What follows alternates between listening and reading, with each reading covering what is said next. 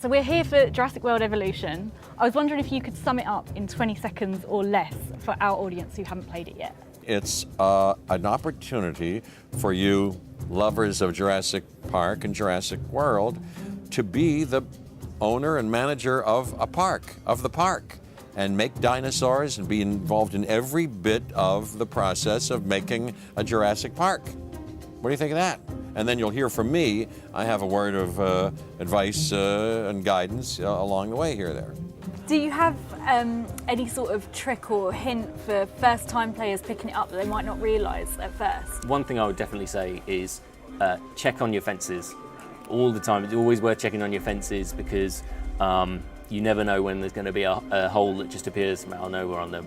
And one thing that happens as you go throughout the game is you can upgrade your fences. You can make them stronger, you can electrify them, you can even get concrete fences later on in the game. And that's really important because if you go throughout the whole game with these kind of chain link fences, the bigger dinos will just smash straight through those. If you look after your fences will look after you. That's right. The rest looks after itself. I think the design's done a really good job actually, and if you've played the demo, or if you're going to play a demo, you'll find out where they hold your hand at the beginning and then slowly release it until you're comfortable with it. I think it's probably better than any tips I can give straight away. I think just headlong in, drive that Jeep, watch out for the beautiful animations. Ranger teams are very important. You need them for pretty much everything in the park. They fix things, they restock, they look after your dinosaurs. I think, to be honest, like, it sounds silly, but the more dinosaurs, the better.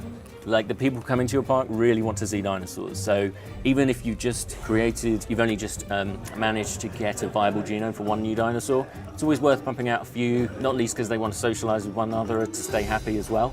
But also, like, the more dinosaurs, the more people are going to want to come to your park. So I would keep on finding new dinosaurs, keep on digging for new dinosaur fossils, but always try and, like, pack out your park with more and more dinosaurs because that means more guests and that means more money. I think the main thing is that you're trying to look after the dinosaurs, but obviously people might get, they want to try and mix it up a little. So one thing you can do is you just place down one Canon creation lab, have a big enclosure around it, and then just keep releasing different dinosaurs in there and see what happens. You don't even need to put a fence on that if you didn't want, and just have a big open park, so it could be like a giant safari. One of the things I was experimenting with in one of our playthroughs, we just have a small area where the humans are and just let the dinosaurs roam all around the rest of the island. So the humans are almost in like a little enclosure? Yes.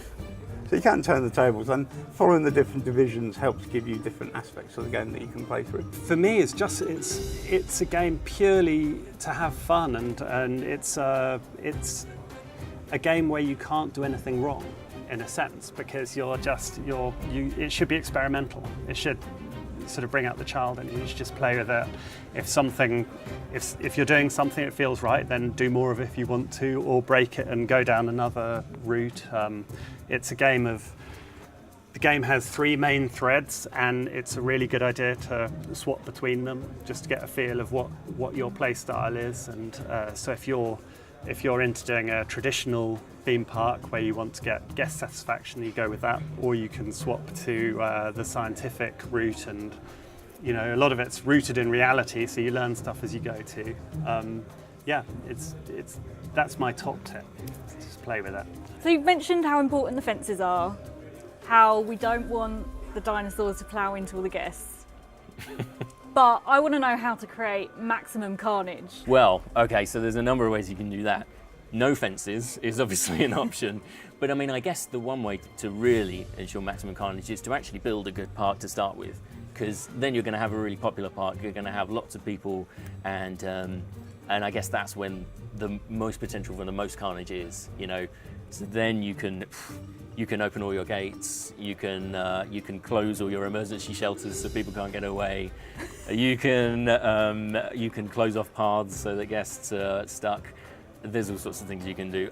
I guarantee you that a lot of carnage will take place if they do those things. I would love to know what the sort of funniest or strangest thing you can put in your theme park is, or that you've seen happen. So, well, it's really interesting when you have a lot of the smaller faster dinosaurs, because like they're quite harmless dinosaurs by nature, little herbivores, struthoramimuses and things like that. But if they escape, they're really fast, so they can like plow through a whole load of guests really quickly, and you see kind of guests kind of toppling here and there, and it's like, wow, they're almost as deadly as the T-Rexes, to be honest, when they get out. So yeah, they just run away, and yeah, that's definitely something to be seen when a whole load of struthoramimuses escape.